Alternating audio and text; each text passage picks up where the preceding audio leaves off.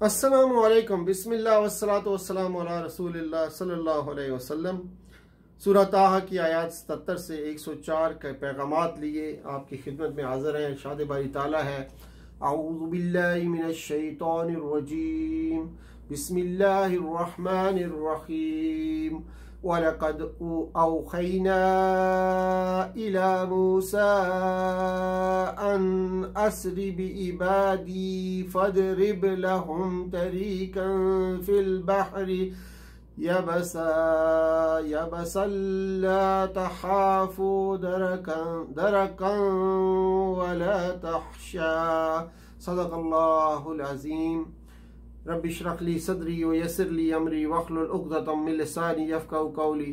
अल्लाहुम्मा अरिनल हक़्क़ हक़्क़न वरज़ुक़ना इत्तिबाअहू व अरिनल बातिला बातिलन वरज़ुक़ना इज्तनाबहू। आमीन या रब्बल आलमीन।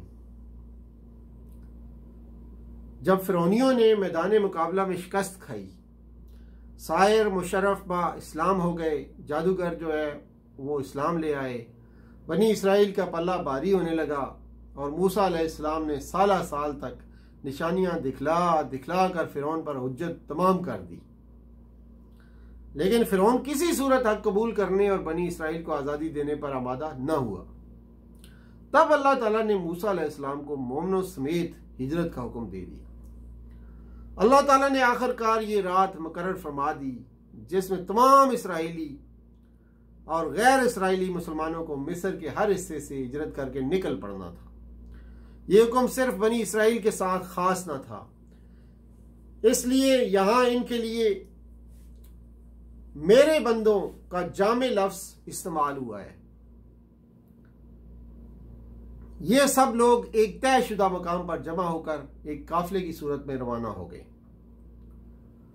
फ़िरौन को बहुत जल्द इस हिजरत के बारे में मालूम हुआ और एक लश्कर अजीम लेकर ताक़ब करता हुआ ठीक उस मौका पर आ पहुंचा, जबकि ये काफिला अभी समंदर के साहिल पर ही था। ऐन उस वक्त पर अल्लाह ताला ने हज़रत मूसा अलैहिस्सलाम को हुक्म दिया, इद्रिब बिअसाकल हजर बिअसाकल बहर, अपना असा समंदर पर मारो।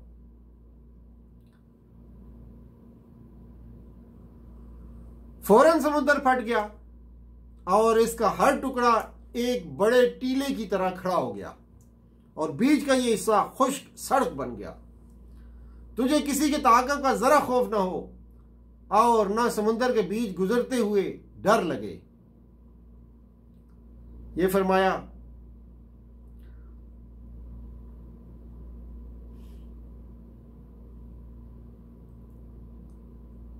फिर समुद्र उन पर छा गया जैसा कि छा जाने का है। माजरीन के गुजरते ही फ़िरौन अपने लश्कर समेत समुद्र के इस दरमियानी रास्ते में उतर आया और समुद्र ने इस पूरे लश्कर को हमेशा के लिए ढांप लिया। और फ़िरौन ने अपनी कौम को गुमराह ही किया था, कोई सही रहनुमाई न की थी। जुबान से तो फ़िरौन दावे बहुत किया करता था, लेकिन उसने अपनी कौम को तबाही के सिवा कोई रास्ता न बताया।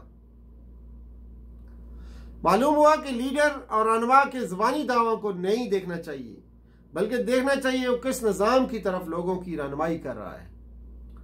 फ़िरौन का जो अंजाम दुनिया में हुआ वही आखिरत में भी होगा।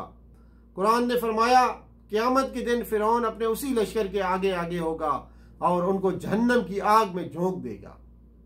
यहाँ बड़े लतीफ़ अंदाज में कुफारे मक्का को मुतनबा किया जा रहा है कि तुम्हारे सरदार और लीडर भी तुमको उसी रास्ते पर लिए जा रहे हैं जिस पर फ़िरौन अपनी कौम को लिए जा रहा था।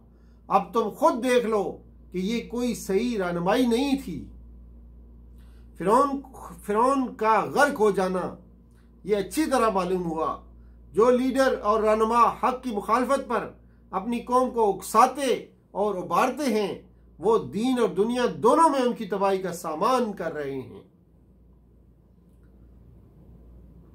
यहां मग़फ़िरत के लिए अल्लाह ताला ने 4 शराइत बयान की हैं।